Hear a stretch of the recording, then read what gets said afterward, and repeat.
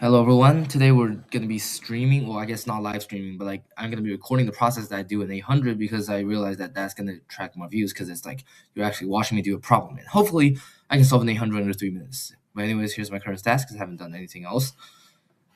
I'm choosing problems from this 800 list, and these are the ones I've done during contests. And the reason I'm not doing the recent 800s is because I might be using them in my virtual participation of contests. Anyways, I did also try this problem like about 10 minutes ago. I was gonna stream myself doing that, but then that took me 12 minutes. So that is absolutely insane, and I'm not gonna post that video. So I guess instead we're doing fashionable array, which is right here. Okay, so let's start the timer. Okay, started. So in 2077. Ooh, nice. Is it contest 70? Nope, it's not even contest 70. Okay. Fashionable among robots, even the race, we call an array of integers fashionable from any plus max 8 divided by 2 without any remainder. Okay, you're given an array and one operation can remove any element, and your task is to remove arrays. Okay, so we need to find. So the only way for it to not be fashionable is if both are, if one side is just always even and one side is always odd. So we have to find somehow to make both even or both odd. Okay, let's think. Hopefully this does not take me 12 minutes again. I'm literally going to crash out if it does.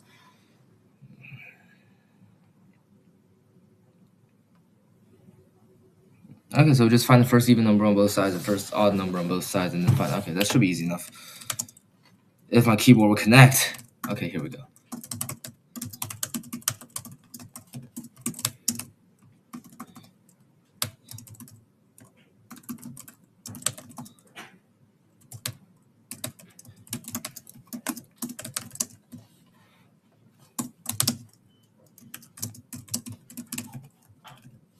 Oh yeah.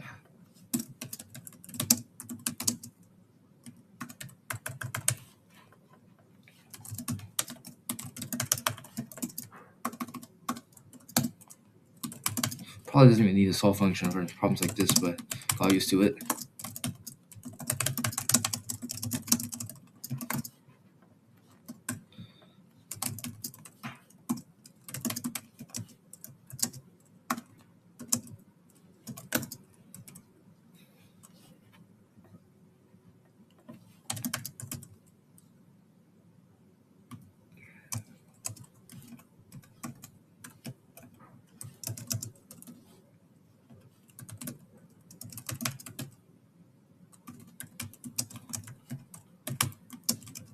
Okay, so that's the odd and even on this end.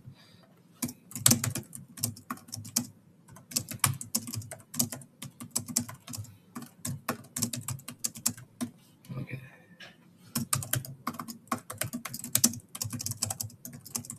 I haven't even thought this through yet, but like I don't have enough brains to do that today. I don't like copy and pasting, but we're also speedy here because we're trying to get this problem done in under 3 minutes. And so, okay, it's already been 3 minutes, 2:42, so we're not going to get it done to 3, but it doesn't matter.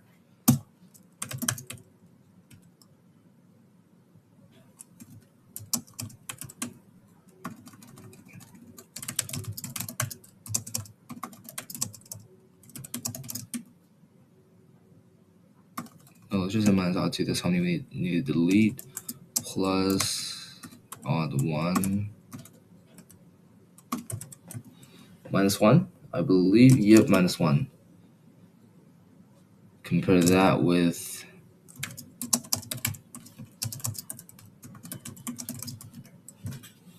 Yeah, this should be good. Okay, this was much faster than the last problem.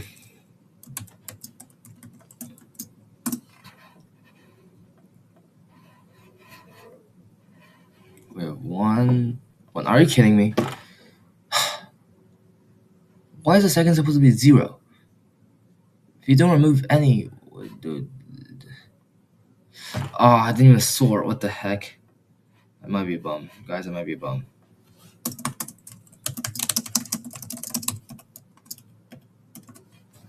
How can I forget the sort? Okay. Okay, so we have a bug. We had a bug even on 800. That's very good to know. What? What's wrong? Oh my. See, this is called being rusty, guys. This is called being rusty. 102115. Let's see. So we'll need to remove 3 because we can remove 1, 2, 3. No, okay, we sorted it. Never mind. 1, 1, 3, 4, 6 is 8. So if you remove 1, 1, 3, I think. Yeah. So how is that wrong? Why are you telling me that's wrong?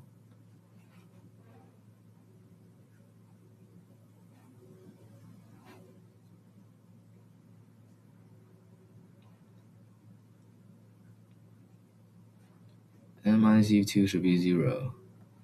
U1 plus 1? Holy Ico. Okay, here we go. That's more like it. Okay, it's been 5 minutes and 15 seconds. I officially fell off, guys. This is way slower than my usual 800 time, just for the record. Like, I'm not usually... Okay, accepted. That's good. 5 minutes and 25 seconds. But, yeah, I'm usually way faster than this. And, yeah, I guess I'm not going to redo another problem. 5 minutes is acceptable, I guess. Okay, so now that we got done with that, it's finally time to actually look at the stuff that we're supposed to look at today, because that was just to attract views, and this is for my own review. Okay, I guess that was also like to practice implementing. So this problem is a 20,000, I believe. Yep, 20,000. 20,000, sorry, it's not 20,000. And is the problem G of 2171. Basically, you're given a sequence, and you can either increment one index by 1 or double elements in one move, and you're trying to find the number of operations needed to make it another list that's also given, and the number of ways to achieve this with that exact number of operations. So, for example, if you want to turn this list into this list, there will be exactly 17 operations needed, and there's at most that many ways to do that. Yeah. So how do we do this problem? First of all, I've done a problem that's really similar to this before, which I bet a ton of you guys probably have also, because it's a pretty classic one. It's called Searching for Soulmates from Silver, and I can remember that from the top of my head because of how iconic and important that one was. So basically, it taught me to decompose the powers of 2. So let's take a look at my code first. You can take a look first. I'm trying to find my notes for the summarization of this problem. Okay, so it's called binary decomposing, combinatorics. Yeah, and also you need to utilize the fact that the number that we're modding is very small, which this is insanely small for a problem like this. So there's got to be some use with that.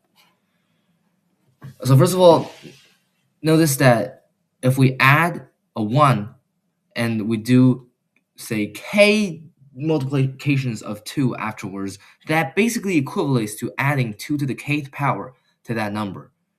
So basically, we first of all obviously have to we want to double it as many times as possible, because unless the number is 1, doubling is always going to be better than adding 1 because it gets to be faster. So also this problem is like easier than searching for soulmates, because searching for soulmates is you can decrease or increase. This one you can only increase. So after you double it, the maximum possible times, which call it k, we have to find how many operations are still needed for each number to reach their goal. So we decompose each number. This is what it is after the k doubling, and this is how much we still need. So we have to decompose this number into powers of 2. That's at most 2 to the k's power, which is exactly what we're doing here. C is how many... Okay, that's for the second part. C and C are both for the second part. So we're going to first just understand if there is this power of 2, then answer has to be incremented by 1, obviously, because we have to add 1 with exactly I operations left, which is equivalent to adding 2 to the ith power. And now let's look at the second part. The second part is how many ways we can achieve this, which is actually slightly more complicated than it looks.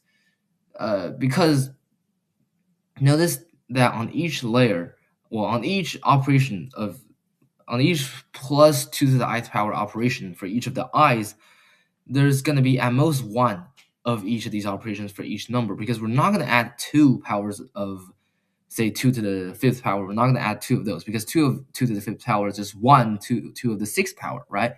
So There is one exception though, is 2 to the kth power, because there's not a 2 to the k plus 1's power that we can use, because that will make the one of the numbers go beyond its target and we can't go back.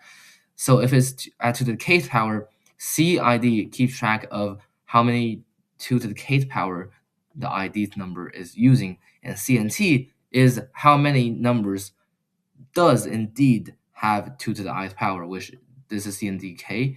But for all the other ones, CNT is gets at most one contribution from each of the elements, because no number will use 1 power of 2 more than once unless it's k. So there's two parts to the number of ways to do this. First of all, we consider the parts that's not k. We can rearrange all the add 2 to the power of I operations on every layer I for all these operations between the elements, because rearranging them is not going to change anything. We're still adding, because like each element is essentially independent of each other. So we rearrange them, so that's pretty easy. Sum is the factorial of all of this. And then for the kth layer, however, we also can rearrange them, but notice that out of all the CNTK, that's the number of elements that uses 2 to the kth power, the number of times 2 to the kth power is added, excuse me. Out of those, there are some duplicates, which means that if we simply rearrange CNTK, that's going to be more than the amount that we can actually do, because some of them are duplicates that's done by the same element. So we have to divide that by bot, which is the number of times in which the ith element uses the factorial of k, which is kept track of in Ci, as you can see up here. So after we've calculated bot, we also obviously have to use factorial, fast power, to find the inversion, because that's the only way we do division in under modulo. So yeah, we have it here. And notice one thing is that the factorial of CNTK might be more than 10 to the 9th, or a big number. But notice that if we multiply all these numbers, once it goes beyond p, the remainder is always going to be 0, because it has p in the factorial. So whatever thing, as long as it has p as its divisor, when it's modded by p, it's going to be 0. So that is why it's 0 if the factorial is greater than p. So yeah. And then sum is the number of ways to do all the layers times the number of ways to do the kth layer. That's the answer. That's sum. Okay, so yeah, this problem is rather, interesting. And honestly, I want to look at what searching for soulmates is on Codeforces.